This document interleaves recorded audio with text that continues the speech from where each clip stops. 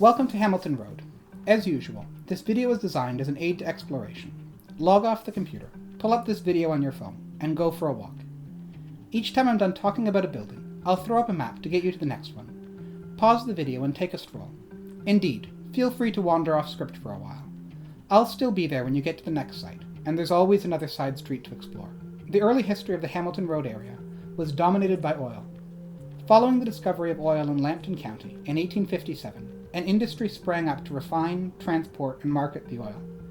The first oil refinery in London was established in 1863, and by the end of the 1860s there were dozens of refineries stretching east of Adelaide along both sides of Hamilton Road. At this early date, the chief product the oil was expected to yield was kerosene for lamps.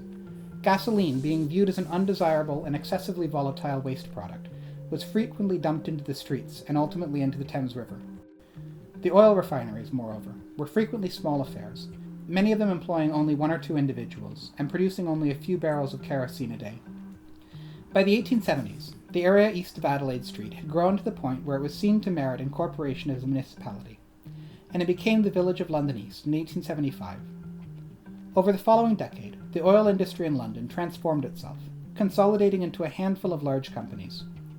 A series of large fires, accompanied by an increasingly dim view of the pollution produced by the refineries, led to the relocation of most of the oil industry to Petrolia and Sarnia by the mid-1880s. In 1885, London East was annexed to the City of London.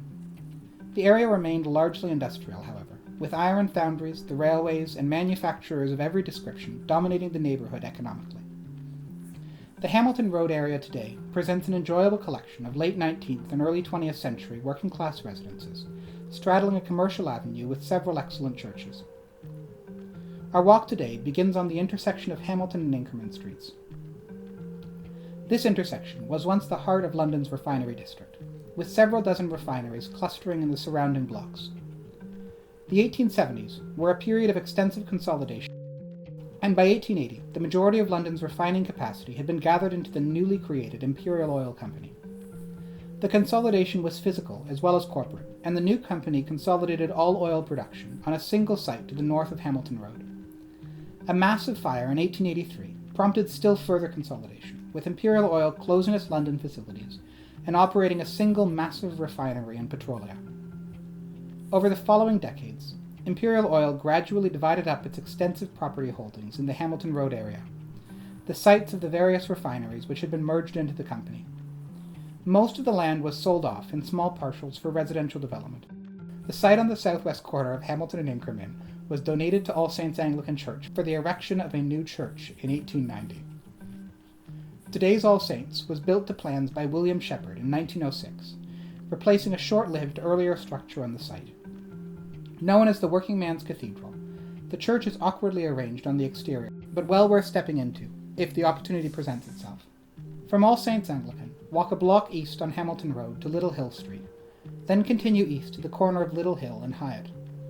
The impressive church on the northwest corner of Little Hill and Hyatt was built in 1908 as the Hyatt Avenue Methodist Church, designed by John Lewis Thomas. The congregation was much older, dating to 1873. Like All Saints, however, it didn't substantially grow until the early 20th century, when the lands formerly occupied by oil refineries were replaced by residential blocks. The church is an eclectic structure with both Romanesque and Flemish features. The congregation closed in 2010, and the structure awaits creative reuse. Continue a block east on Little Hill Street to Rectory Street. Turn left, walking a block north on Rectory to Cabell, then right, walking a block east on Cabell Street to Kitchener Avenue.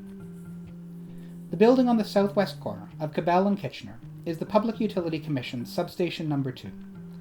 The arrival of plentiful electricity from Niagara Falls was an enormous boost to London's industrial community in the early 20th century, and as such it's unsurprising that the second electrical substation in the city was erected near Hamilton Road to supply the needs of the industries in the area. It's also unsurprising, given the public excitement surrounding the arrival of Niagara Power, that the building was given an impressive, classically inspired facade, despite its essentially utilitarian function. The original substation, built in 1910, is the smaller building adjacent to Cabell Street. The current substation is housed in the larger red brick expansion to the rear, erected in 1921. Over the second half of the 20th century, many of the historic industrial buildings which once lined the railway tracks in the Hamilton Road area were demolished. Within 2 blocks of the No. 2 substation, for instance, there once stood the Canada Chemical Company and the Ontario Car and Foundry, among the largest producers in Canada of chemical acids and railway freight cars, respectively. Nothing remains of either complex. The block of Cabell Street, between Kitchener and Roberts, however, offers a taste of the area's former character. The south side of Cabell Street is occupied by the London Concrete Machinery Complex, the oldest parts of which date to 1910. The company pioneered the manufacturing of portable, hand-operated machines for laying concrete, a development which led to substantially greater use of concrete in foundations and road building.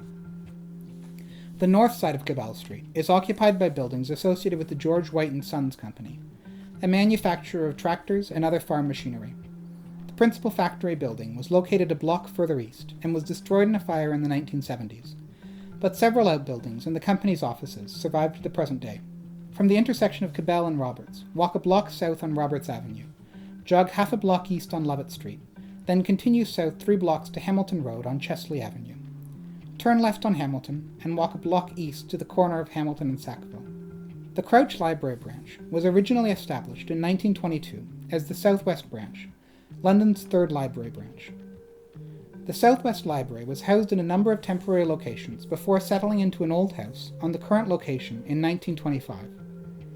The original library was replaced with a larger structure in 1958, then again in 2002 with the present postmodern structure, one of the finest such buildings in London. Continue east a block along Hamilton Road to the intersection of Hamilton Road, Egerton Street, and Trafalgar Street. The church on the northwest corner of Hamilton and Egerton is the Egerton Street Baptist Church, a simple Gothic church built in 1914 to plans by local architect William George Murray to house a congregation then scarcely 2 decades old. Across the street, the Buddhist temple, situated in the wedge between Hamilton Road and Trafalgar Street, stands on the site of the former Hamilton Road Presbyterian Church, a significantly more ornate structure, designed by another London architect, William George Murray. The building was erected in 1910.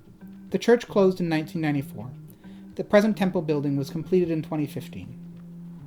Slightly further west, on the southeast corner of Hamilton and Trafalgar, is the Homester House.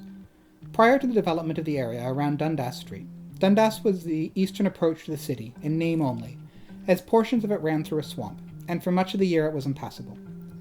Accordingly, early travellers to London from Woodstock or Hamilton would enter London via Hamilton Road. Many early hotels sprung up to serve this traffic, with the Homester House being one of the few surviving structures from that period. The building served as a hotel and tavern into the 20th century, and has since been subdivided into apartments. The building immediately west of the Homester House is Trafalgar Public School. Among the oldest surviving schools in the city, the building was erected in 1924 and features a nearly intact Edwardian facade. The building was requisitioned as a military hospital during the Second World War, with neighbourhood children being temporarily accommodated at the nearby Chesley and Ealing schools. Beyond that interruption, however, the school has served as a place of education and centre for the Hamilton Road community for nearly a century. From Trafalgar Street School, return to Hamilton Road and walk 4 blocks west on Hamilton to Rectory. This stretch of Hamilton Road developed into an active commercial strip in the late 19th and early 20th centuries, a role which it continues to fulfill to this day. Of particular interest is the row of 5 stores on the south side of Hamilton, stretching west from Anderson, designed by John Lewis Thomas in 1907, and the former Canadian Bank of Commerce on the southwest corner of Hamilton and Rectory, designed by company architect Victor Daniel Horsburgh, and erected in 1919. Turn left, walking a block south on Rectory Street.